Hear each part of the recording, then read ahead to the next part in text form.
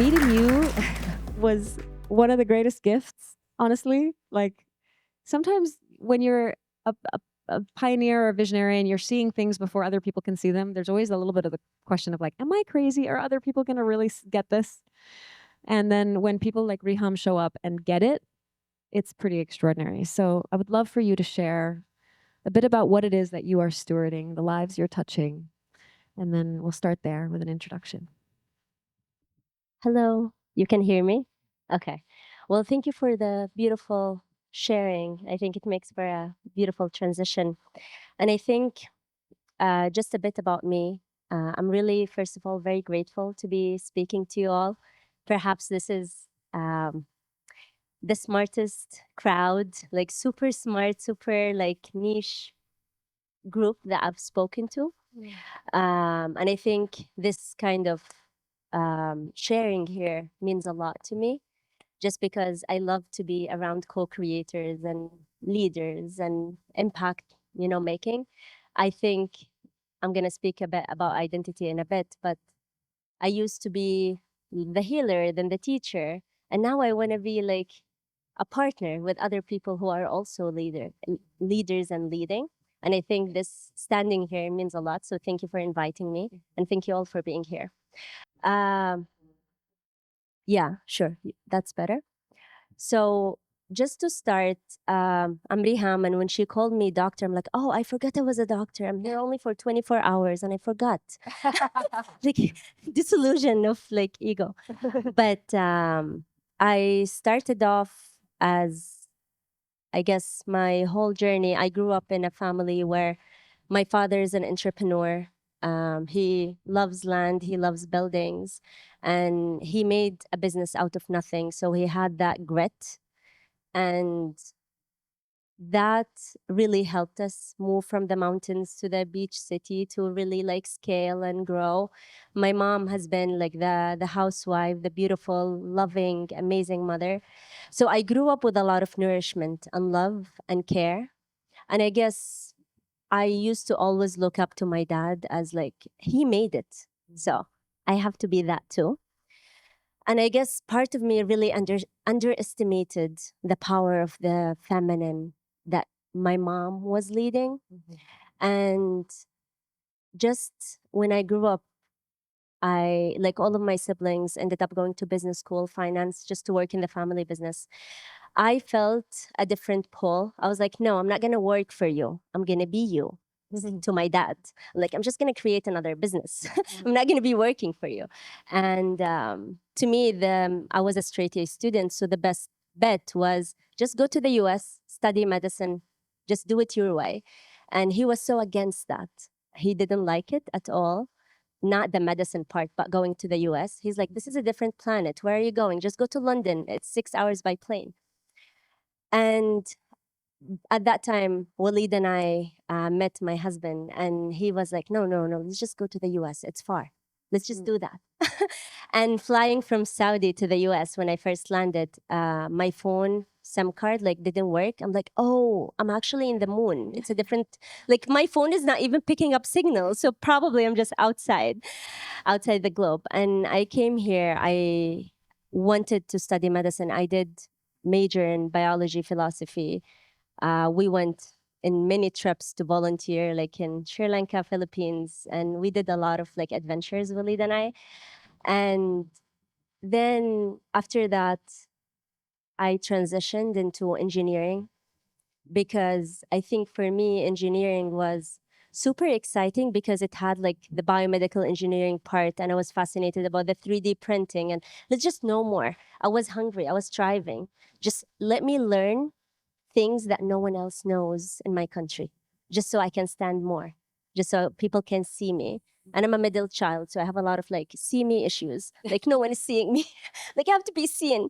And then I did my master's there. And then after that, I went to medical school, finished that, and then like the void really hit. I was having a deep existential like crisis at that moment. I remember we were in Rochester, like in the hospital, and I'm like, why did I waste 12 years of my life studying medicine, and then at the end of the day, this is what I'm gonna do? Like I'm just standing in front of a computer. Patients are not happy. I'm just like serving my superiors. I'm just like making my mentors happy and proud. But the patient is not happy. Like no one is healing. And to me, that was like catastrophic. Like I wanted to save lives and I'm not doing that. And at that time, we had Faris, our first son. And I was just praying. At that moment, I was just like literally like bowing and praying. God, like, do not disappoint me. Like, do not like make me regret anything I did. So show me what is it that I'm gonna have to do with all of these years of study. And then I opened the laptop that night, and then I saw something called integrative medicine. I'm like, I don't know what that is, but sounds interesting enough. It's new. It's not something I know, so I'm just gonna go there. So I went to UCLA Integrative Medicine Clinic, and then that door opened everything within me. Like at that point, I'm like, yeah, patients are healing, doctors are happy. This is what I'm gonna do. I'm just gonna go into holistic and integrative. And then yeah, after that, I went back home, and Instagram was a very interesting entry for me because I went back during COVID. And during COVID, no one really like, we couldn't meet anyone. So I had to learn a way to reach people, to just tell them that I'm here. This new kind of medicine exists and I'm leading that. Just come to me. So, Was this a thing in Saudi at that point? what? Integrative medicine, holistic? No, it wasn't. So I needed to tell people what that was. And So can you share a little bit about the context of where Saudi was until 2019 as well? yeah. So when I left Saudi 2009, it was a very, how do I say it in a politically correct way? Don't say it. Everything was not allowed. Being a doctor meant that you're outside the box, which is why I wanted to be a doctor. I'm like, just let's go there. It's outside. And it has been a very like restrictive country in many ways. And I had to always be the rebel to be able to just touch a bit of who I am really beyond the inherited identity. And it was like always constant fighting back against things. Um, and then I think it's like God design like support for me, because every time I would just repel against something, I would be rejected and then also accepted by a different group. I'm like, let's go there, and then just like make my way around it. When I came back to Saudi 2020, it has been a big transformation. I'm like, what is this? Because in 2017, the king changed and then he made amazing changes. Like the whole country has been transformed. Everything is allowed, everything is okay. You can be who you are, you're actually supported. Women rights were like given, promoted, supported, everything changed. So going back, I was like, yeah, now I can be here and also breathe and be who I am. So I started my Instagram account when I first returned, and that was a portal. So I believe in media as medicine so much because I was like expressing who I am, and then people started coming to me. Like one of the lead hospitals in Saudi, like VIP, best hospital, they knew me through Instagram and they recruited me to become the wellness manager because they're like, we have been wanting to make this for a long time. And now you're here. Let's do that. Let's just come. So I got that job for 2 years. And then after that, I was like, no, this is like, I started having chronic sinus infection. And if you know a bit about emotions and the root cause of emotional disease, sinus means suffocation. I'm like, I'm suffocating in the hospital. I have to exit. So I exited and I started I started the Holistic Academy in 2023 in September, and that was that was the initiation of the academy. And when I started the academy, holistic practice is not licensed in Saudi. So let alone starting an academy. So it was not like I don't have any legal framework to do what I do. But as a doctor, I had always the privilege to just challenge and say, you don't have the law, but I'm going to do it. And then you're going to learn or reverse engineer what I did and then make the law. And I actually had a very powerful discussion with a lot of government officials. And they're like, okay, do that, and then we're just maybe in 5 years time we're just going to make a law to support this kind of training and practice that you do. And I started the academy. It's virtual. And then the surprise happened. So many women came, like so many women. It was like infusion of women coming, wanting to be trained. I'm like, all of you want to be holistic coaches? That's actually very interesting. But then Like hundreds. yeah, like everyone wants that. And then I realized something.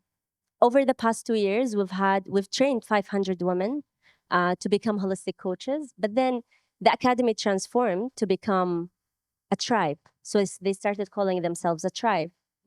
And then a lot of shifts started to happen in their own families and their own relationships with their husbands and their own like ecosystems, the smaller ones. And I'm like, this is impressive. And then they would graduate and then not go anywhere. They would stick around.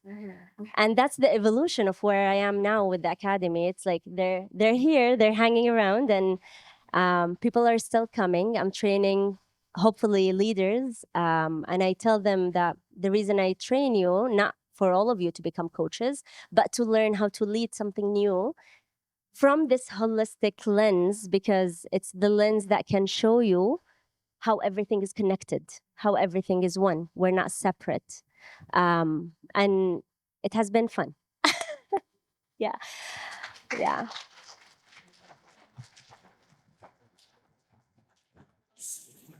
So where were you when I came into your orbit? Tell us about that.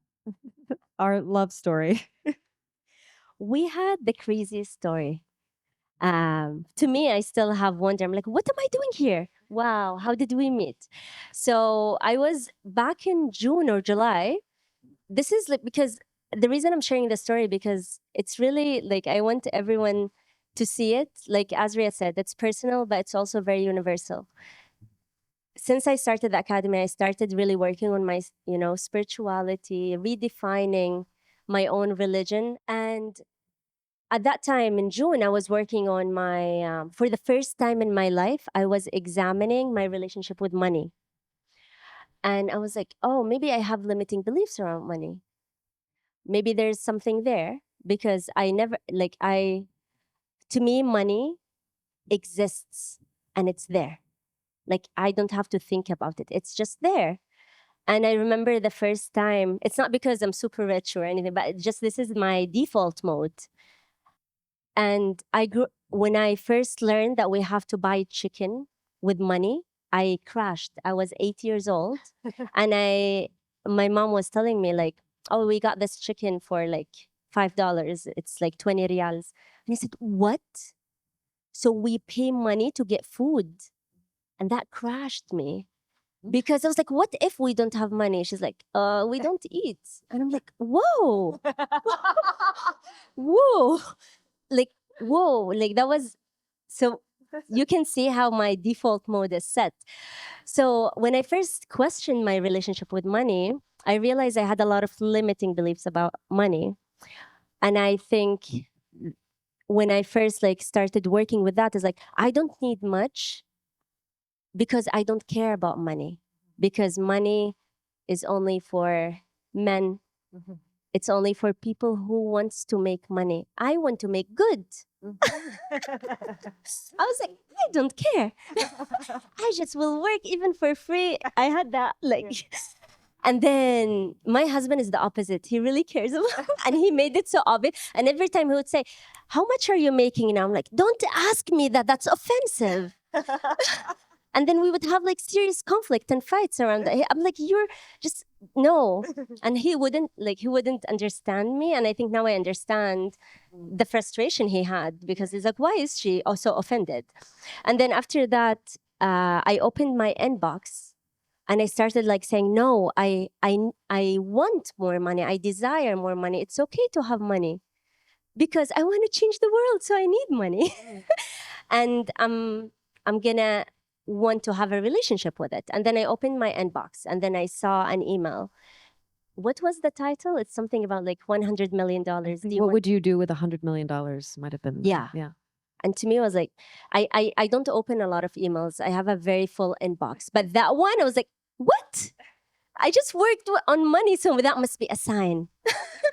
And then I opened the email and I said, I responded and I said, I want that too. And I didn't say what I want to make with it.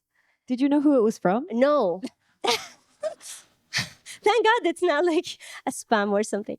So I was like, I want that too. And then I didn't know who you are or what you do. And I don't know how even that email got to my inbox.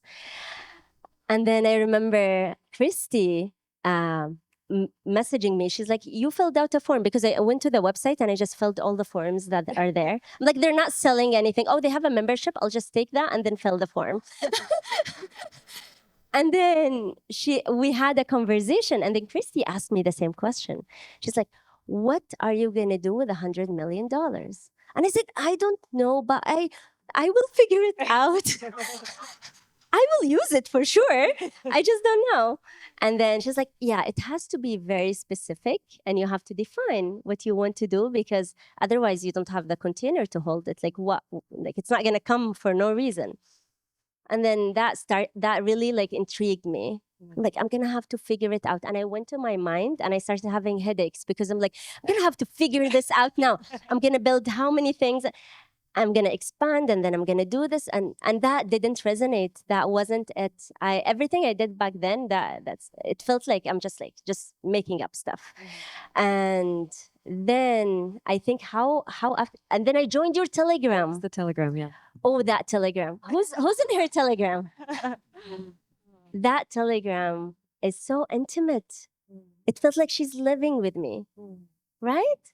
Like so accurate. And I think Sarah and I had that conversation yesterday, like so accurate. Everything she says, she's like speaking to me. One time I was in the shower, I actually screamed. I'm like, whoa, stop. Like, this is really scary. And that helped me, that level of intimacy made me feel so seen. And the way you would speak about very intimate, very usually like shame labeled topics with so much pride and beauty and art, that made me feel okay. I'm like, oh, maybe it's not that bad. And that honor and that pride shed a lot of light on my deep, deep, deep shadows.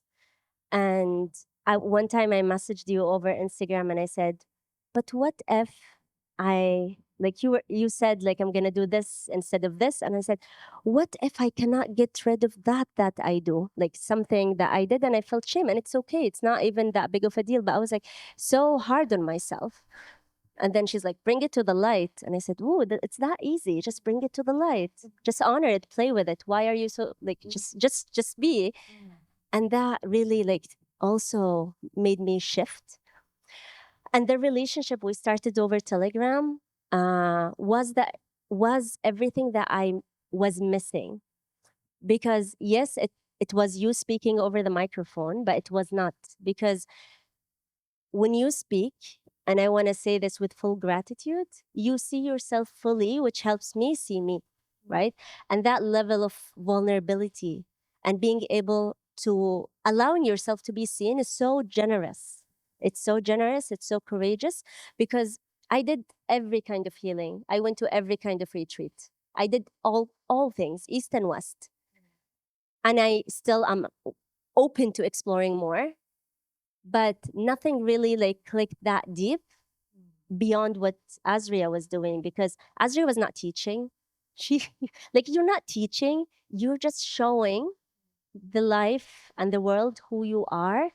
When every layer is being revealed to you, you're like, bring it out there. And I'm like, that embodiment is the model that reminded me of what it is like to be a human and own that fully, right? Have pride in that. And that impacted our relationship big time, because like the less shame I have, the happier man he can be, right? Because like, I'm not that strict anymore, I'm not that serious, I'm not that hindered. That it's just different. I'm more alive. And that in reciprocity, he always says, Walid always says, I'm your mirror. And he owns that with pride. Your what? Mirror, like a mirror, yes. Mirror. So he owns that with pride. And then, so every time I'm more alive, he's more alive. Every time I'm frustrated, he's frustrated. I'm like, just no, just let's do it the other way around. Be caring. I'm frustrated. Like, but then he is a true mirror. And I'm so grateful to that. And then after that, we met over Zoom twice. And then you opened up the investment opportunity. And This is the identity piece. that Now we're back at the was- identity. Yes, that was so scary. I'm like, is she serious? Like, I never invested like in my husband's business. Why would I?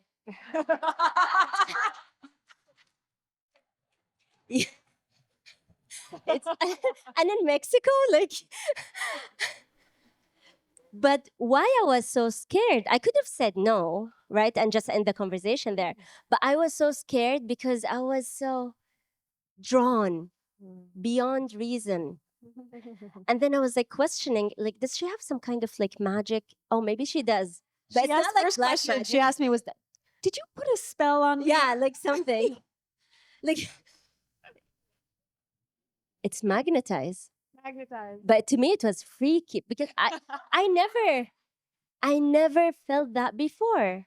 And it was she was gonna make me. I was like, no, let me just buy something like a membership or like a package. She's like, no, investment we have to anchor it into the grounded realm. That's what you said. You're like, our relationship has to be anchored. And I'm like, I don't have a good relationship with Earth, so let's just not anchor anything. I'm like all virtual soul. Yeah. And then just the pull. I couldn't. It was like, and then I would see numbers like 111 everywhere. It's like God is telling me everywhere, just go there, just go there. And I'm like, I couldn't resist. It was not a rational decision. It was deep pull. And when I feel the pull, I know it's true. Like I know, trust beyond reason. And then I did it. And I think you offered me the ceremonial CEO, and you're like, well, you can do that alone or you can do the investment with it. And the way you explained it to me was very interesting. You talked about identity upgrade and an identity shift, and you spoke about it so casually, but to me it was like shocking. So I am afraid to be an investor. And that was true. I have so much fear around investment, so much fear.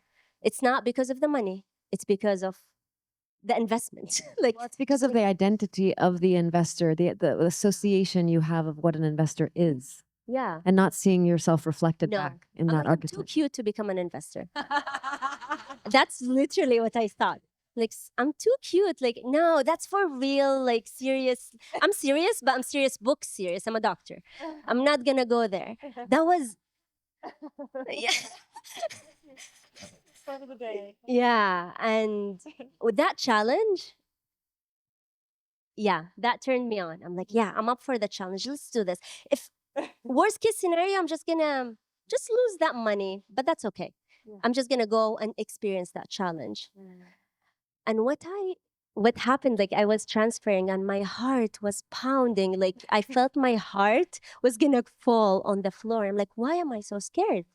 Why am I so scared? It was just like leaving who I thought I am to enter like a more a place where I give myself permission to be more. And after that, everything changed. Everything changed. Like, and it still is changing. Because I went back to my books and everything I wrote, and I said, whoa. So because I made that step and I invested, and the reason I invested, I was rationalizing why would it be okay to invest in Mexico but not in Saudi? And I was like, oh, because Mexico, no one is gonna know. No one is gonna know. No one is gonna know my new identity. I can keep it to myself. Right? Because there is shame around it. Like, no, I'm just a cute doctor who teaches and heals the world. I'm not a businesswoman. And although I was an entrepreneur and I made a lot of money, but I was like, no, that money is coming and it can be nonprofit. Like I don't have to own it or claim it. And then just hiding it all in Mexico felt like safe. She'd never been to Mexico, I've right? never been. No. Yeah. And we went to that 2-day retreat, and I think everything made sense in those 2 days, because a lot of what we experienced was just owning more of yourself. And to be honest, like, I've done a lot of shadow integration work, but nothing was like that. It's different because it's like owning and doing. If you own, you do. And then we would do like a healing session in the morning. And then she's like, go up, write, and then come, we're gonna record. And I'm gonna play it at the conversions. I'm like, whoa. It's like speed of like execution. Like nothing can be just performed. It has to be like natural. You have to allow yourself to be seen. And that was powerful. That's powerful. And that allowed me to really loosen up the grip on myself and just allow myself to be witnessed and experience and do. And I think I've done like the way I used to do a lot of experiences in my life was all like safe. It was not me co-leading anything. It was me receiving on the receiving end. Really like work with what is and not giving away my power to other people to manage because I am only a teacher. No, I'm all of it. I am allowed to be all of it. Um, thank you. Yeah. I'm all of it. I'm allowed. And nothing is like, it's not either or, it's yes and. And I think just working with the numbers, going really deep on the tangible and not, and being able to really expand without fragmentation became a thing. Like, how can I be more without losing the essence? Because the essence will always be there. And then even rooting into a deeper essence, because yes, the doctor, the healer was there, but then there is a deeper truth behind it. It has not been always the doctor or the healer. It was something before. Just going deeper into the story and discovering more of, oh, that's really worthy. And that's part of the brand and part of what I'm making and part of who I am. And that gave so much worth and value to every piece of my identity, which allowed my identity to be upgraded in a way, like beyond the initial like break of, oh, now I'm an investor. And I started investing since then in other stuff too, because I'm like, yeah, I love this. It's fun. And like just going there, I moved my company and then I started really being able to see other people in life who do not speak, let's say, for example, let's just be very like grounded. Like my husband and I used to have a lot of conflicts over, no, you don't get it. It's not that way. It's this way. Like just, just come, let's do more healing work. Let's just do more stuff. And after that, I'm like, no, he's perfect. He doesn't need to do healing. You're welcome. Like he doesn't need to do more because in reality, if I have the capacity to communicate and understand and exchange, then the other is not another. The other is just like it's a different perspective. And everything is true. And as Astrid always says, there is a truth and there is a truth with respect to all other truths. So it's like the legitimate other. And that really shifted the way we relate to each other, we relate to our kids. And then my academy, like we had 500 women over 2 years, but then the shift in November, December, January was insane because we speak about spirals of growth. And I assumed after that retreat that I'm just gonna go from 500 to 1 million students. Like, yeah, now I have the ceremonial CEO archetype. I can just do that and I just magnetize everything. And those 3 months were the hardest months in my life, but the most meaningful, aligned, full of gratitude months, because I was literally in a portal of burning everything down, rebuilding everything from scratch, because I realized all the roots in my system was built by somebody else. I only was teaching. That's it. But all the infrastructure, the systems, they cannot hold $100 million. They cannot. They will crash because I started relating to myself as the programmer, the businesswoman, the marketeer. That like I can understand everything and then delegate from a place of power, not from the place of like just giving away my power. Yeah, and that was a shift. And now like I'm in a place just before coming here, like on February 8th, the whole like infrastructure of the system is shifted, and I'm very very proud. And I think just the identity, just discovering myself as like, oh, I can be that and I'm still me. Yeah. Because I used to think like it's either or. No, I am me. I'm just revealing different pages of the books of my story, and my essence is multidimensional. It's like the rainbow. It's everything. Yeah. Thank you. So thank you so much Thank you. for bringing your story. And again, this is, when I say one of your greatest assets is your story, like your lived human experience and being witnessed in that and letting that shine and be seen in its highs and its lows and its certainty. And it's like, holy, what the hell is going on? All of it. That is so rich. It's so rich. And I'm so excited about where we're heading with, this is just the seed, but I really feel more capital in the hands of women is a good thing for planet Earth. and when I say women, I'm in the hands of those who are in reverence to the feminine ultimately, which is this gender independent.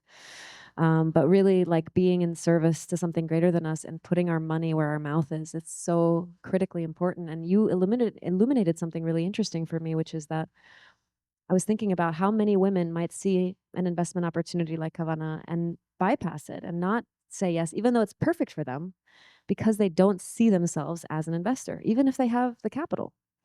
And I think that's a fascinating conversation to have as we talk about this wealth transfer that's happening, right? The largest wealth transfer in human history is happening in the next 10, 15 years. It's like $103 trillion are transferring from one generation to the next. And many of those stewards are female. And a lot more diversity in that demographic as well. And so, how can we start to proliferate this notion of identity and as a creative act and choosing the identity, invoking the identity that we want to stand in so that they will not give away that power to some outdated system, but they will own that power, claim that power, and then fuel that capital into the aligned businesses and ventures that really need it, that really need it. So thank you for being a role model. And also I wanna acknowledge you, Walid. Thank you so much for your love. He's started getting really excited about coming. He's like, I want to invest too. Like, let's do this together. Now they're here. It's so beautiful just to see the ripples. There's so many invisible ripples that we can't even predict. And so we do need to start closing down because we are heading into lunch shortly. Any final words? Well, I guess one last thing. It's about relating to something, what you shared. It's very important for me to shed the light on separation and connectedness with all things, because a lot of you guys are interested in climate, ecology, regenerative economy. And it's, for me, what I was seeing as like, what is the greatest block? It's the greatest block is this for me? Do I relate to it? Can I relate to it? And starting from that, for me now, the world, after our work together, everything on earth is home. And that reminded me of like even my religion, like my own faith. That's what it says. The earth is your home, and you need to go and wander and explore and do things different for different people and just be one with everything. And I'm like, oh, now I understand what that means. So just for me, I really feel like focusing on that as always an entry point. It's not about the project, right? The project is the result, but it's really like, how do I relate to this? And I think identity is very, very important, like access point. And I really admire that. And I think that really helps people exit from separation into connectedness. And that dissolves a lot of the shame around like doing this or doing that. So yeah, thank you so much and enjoy lunch. Thank you. Big round of applause for Reham.